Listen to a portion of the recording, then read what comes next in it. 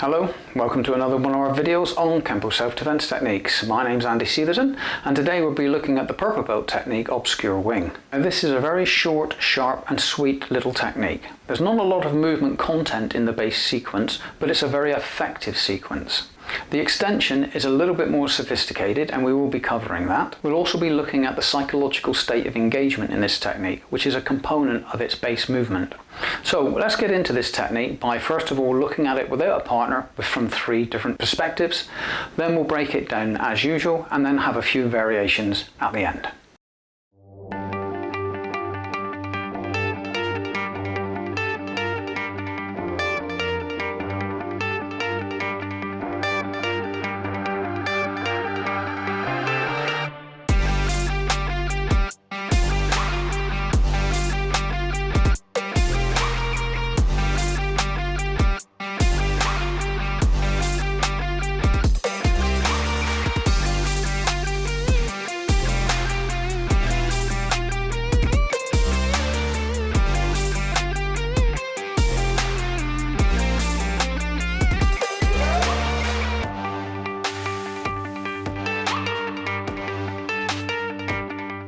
When our opponent initiates his attack, the base model instructs us to look in the direction of our opponent. The turn and look is taking advantage of our natural reaction to being touched. Animals will instinctively look in the direction of an unexpected body contact. By looking in the direction of the attack, it obviously provides us with spatial awareness of our opponent's position in relation to our own.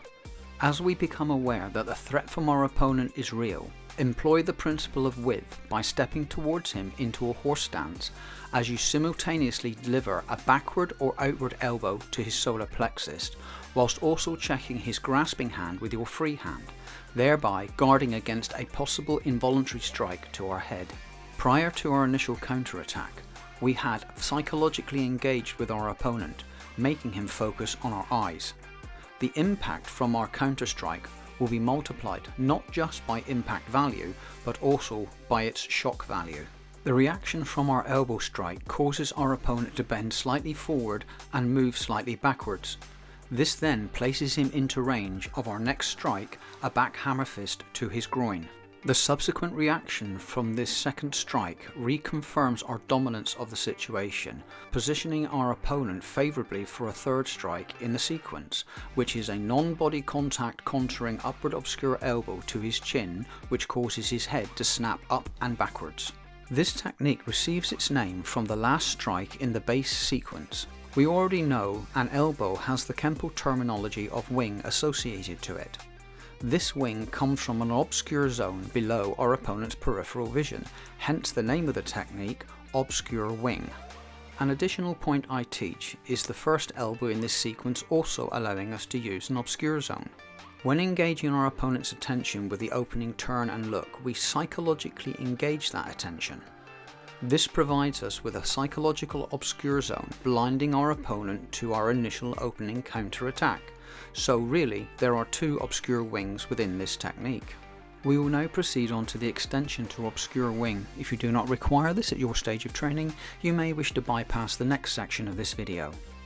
Following on from the upward obscure elbow to our opponent's chin, immediately shoot your lead leg to the rear into a reverse bow. This stance change should also sweep your opponent's leg back as you deliver another back hammer fist once again to his groin as you settle into this new stance. With your opponent's posture now compromised and his upper body leaning forward, release your checking hand and utilize it with your striking hand to grasp the respective sides of your opponent's head. When grasping his head, ensure your hands are slightly cupped and impact over the ears. We are applying a dual pressure wave impact strike to the delicate structure of the eardrums and inner ear. Please be mindful of your training partner if applying this type of strike within your technique. Once you have impacted your opponent's ears and now have a firm grip of his head, quickly rotate it towards you and immediately follow up by delivering your rear knee to the underside of his jaw. Perform this turn of the head for 2 important reasons. 1. By turning the head to present the side as a target, we avoid any chance of impact with our opponent's mouth by our knee. As the human mouth is an unhygienic organic petri dish of bacteria, we need to avoid the possibility of accidentally embedding any of our opponent's teeth into our leg and the wound becoming infected. And 2. The path of the knee kick directionally harmonises with the neck twist, increasing the stress on our opponent's cervical vertebrae. From this knee kick, plant your foot directly down and immediately step back with your other leg. As you plant your leg down and step back, have your underside heel palm rotate inwards at your opponent's chin, pushing it around and away from you while still keeping his head close and under your control. These combined moves will cause your opponent's body to follow the direction of his head and fall to the floor face up. As he falls, maintain a grip on his head and assist its impact into the floor by dropping into a wide kneel stance.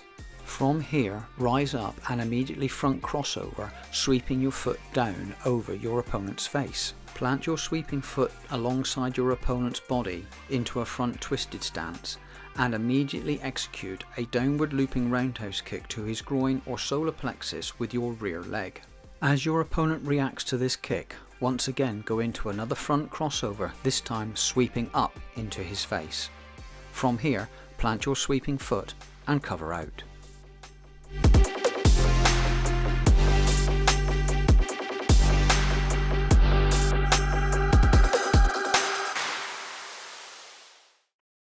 And welcome back.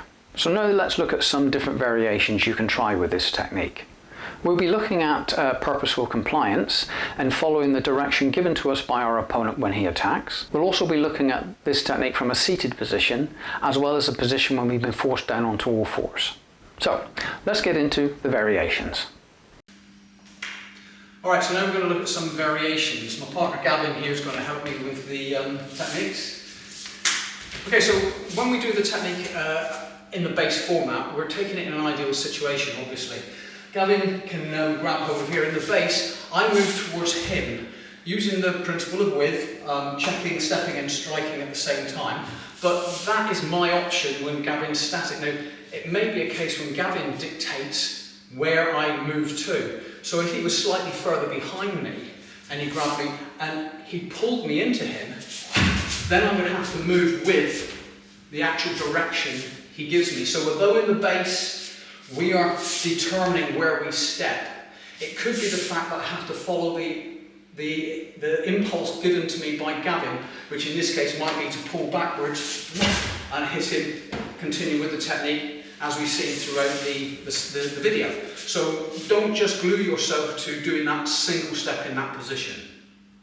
And obviously, if Gavin can pull me backwards, he can also push me forwards. Now that may fall into the category of several different techniques. If Gavin grabs hold of my shoulders, in this case, instead of pulling me backwards, he actually pushed me forwards, I might have to take a step turn and then work something like obscure sword in there. Or if he pushes me forward in a way that I have to, I'm not too far away from him, I might be able to work sword and hammer, basic yellow technique. But again, I'm working on what impulses is given to me by my opponent at that time. This is a really good way to explore the variants you can put into and formulate answers from the what-ifs. Now obviously in the technique obscure wing, Gavin's initial attack is with his left hand and he's presenting his rear hand as a potential threat. But if this should come to fruition and he throws a straight punch to the face, which is what I'm expecting, I will have to alter my weapon's angle of attack. Instead of coming back to here with my elbow, I will have to use this elbow now, use the elbow as he punches in an upward obscure fashion. So I'm actually, maybe you could say, deleting the elbow to the solar plexus and the hammer fist to the groin and jumping straight into the obscure elbow to deflect his incoming attack. And then we could work into a technique like circling wing and even finish out with the same technique as obscure wing. So if he grabs and punches, my upward obscure elbow now becomes a defense rather than an attack, so I've changed its intent, and then I can flow into one of our other techniques and finish it out. The same defense could work if Gavin decided to grab with his right hand, and he was going to punch with his left hand, so in this position here. So if he grabs with his right hand, I can still work the same technique and finish out with obscure wing from circling wing. Okay, now obviously we're not standing all the time, so it's a good idea to practice your techniques from different positions. So in this situation, you could be seated. So here, if Gavin comes and grabs in the standard manner, and he's threatening with his other hand, his groin is going to be where his solar plexus was to me. So my back elbow now hits him straight into the groin. Now, whether I want to carry on and use the rest of the sequence, stay there again, here, hit, like this, doesn't really matter because his head's coming down after that strike to the groin. So the back elbow to the groin, I can delete the hammer fist because I could hit it in the knee, in the shin, but would it actually alter the technique to my advantage very much? Maybe, maybe not. And do I really, if he's down this low, do I really want to hit his head up? Because I've just taken him out of my possession. He's no longer in my possession. I've given him his posture back. So what I really want to do is, once I've hit him here, he's come down, I delete the other movement and go straight for the head grab. I can turn him then down onto the knee, take him to the floor, finish out with the technique here, bam, kick, and then just go back and sit down again. So don't even lose your comfort. Alright, so let's look at this final variation. In this one, we're going to have our posture compromised again. This time our opponent is bigger and stronger than us, and he's got the ability to force us to the floor on all fours before pulling us back up to an attempt to strike. So as Gavin grabs hold and forces us to the floor, I'm going to put my hands out naturally to protect my face. From there, I'm lifted back up again, and as I come back up, I use that emphasis to hit him in the groin. Then we can hit either his groin a second time with a hammer fist, or maybe take out the inside of his thigh before coming up and grabbing the head, bringing him down onto the knee before twisting him over, finishing him out with a punch to the head before covering up. Alright, so I hope you've enjoyed these little variations, just some different ideas you can try in your training, get away from the ideal and experiment and formulate. So, I'd like to say thank you to Gavin for giving assistance, and I wish you all a good night. So that's the end of this video. I hope you find the information there useful and helps you with your training. Don't forget, if you've got any comments or any suggestions, please put them in the comments section of the video. Also, don't forget, if you haven't subscribed to our channel yet, please think of doing so and give the video a share and a like. This is Andy Seaton, Combat Fusion Martial Arts, saying goodbye.